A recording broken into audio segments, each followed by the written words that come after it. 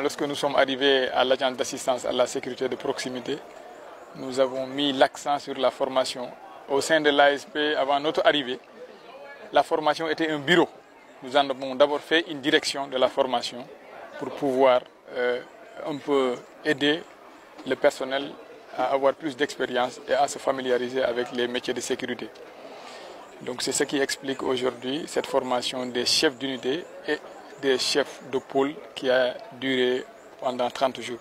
Mais je voudrais en profiter d'abord pour remercier aussi le haut commandant de la gendarmerie et directeur de la justice militaire, remercier également le directeur général de la police nationale, remercier également le commandant de la brigade nationale des sapeurs-pompiers qui ont bien voulu mettre à notre disposition du personnel compétent et reconnu, des moniteurs et même des formateurs à notre public qui aujourd'hui ont permis d'arriver à ces résultats. Ils ont été capacités dans plusieurs domaines.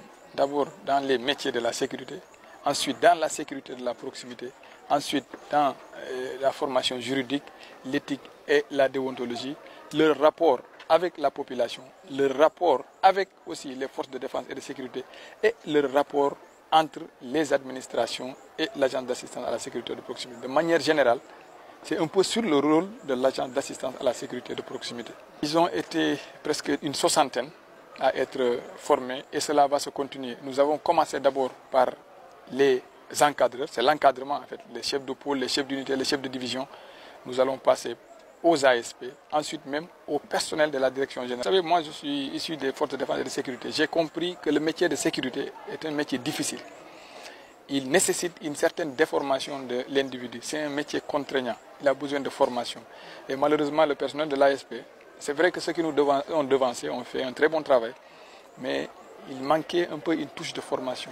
Et c'est celle-là que nous voulons apporter pour pouvoir compléter un peu le personnel de l'ASP et pouvoir atteindre les objectifs. Il n'y a aucun texte qui dit que les ASP ne doivent pas utiliser les armes. Il n'y en a pas. En tout cas, le décret ne vise pas, ne dit rien du tout sur ça. Mais, vous savez, nous sommes dans ce qu'on appelle les programmes des quartiers sûrs. Et récemment, vous avez vu le programme de banlieue sûre. Et vous savez que dans les banlieues, il y a des agressions, les gens portent atteinte à l'intégrité physique. Donc il faudra protéger d'abord ces ASP pour leur permettre de protéger la population. Donc ce n'est pas quelque chose qui est à l'ordre du jour. Mais nous nous préparons. Nous n'attendrons pas que le moment arrive pour nous former. Il faut former le personnel. Même un simple citoyen doit être formé à manier une arme. Donc un agent de sécurité, de surcroît, doit être apte à utiliser une arme. Voilà, à sauver une vie. Parce que pour moi, disposer d'une arme, c'est sauver sa vie d'abord et c'est sauver la vie d'autrui en face du danger.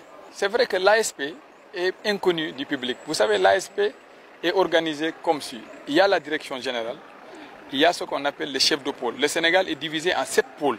Il y a le pôle de Dakar, il y a le pôle de Saint-Louis, il y a le pôle de Matam, il y a le pôle de Tamba, il y a le pôle de Ziguinchor, et il y a le pôle de Kaolack, il y a le pôle de Thiès, ce qui fait 7 pôles. Et ces pôles sont divisés en unités départementales. Les unités départementales sont les départements comme son nom l'indique. Donc c'est pour nous permettre de concentrer le travail et de pouvoir transmettre facilement l'information et de pouvoir faire le travail sans pour autant passer directement par les éléments, mais en passant par l'administration. Donc c'est ainsi, malheureusement on ne pourra pas revenir de manière détaillée ici sur l'organisation parfaite de l'agence.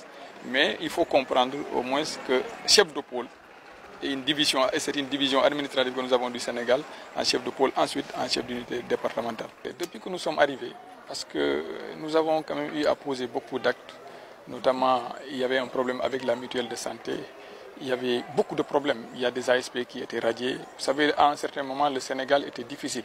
C'est vrai que les ASP n'ont pas le droit à faire de la grève ou à revendiquer quoi que ce soit. Mais à un certain moment, on s'était rendu compte qu'au Sénégal, que la vie de la nation était en danger. Donc pour moi, c'est normal de leur redonner une deuxième chance pour permettre aujourd'hui à l'ASP de s'approprier pleinement de sa mission. Mais c'est pourquoi d'ailleurs nous insistons sur la formation pour faire comprendre aux ASP qui ils sont, qu'est-ce qu'ils doivent faire, qu'est-ce qu'ils ne doivent pas faire.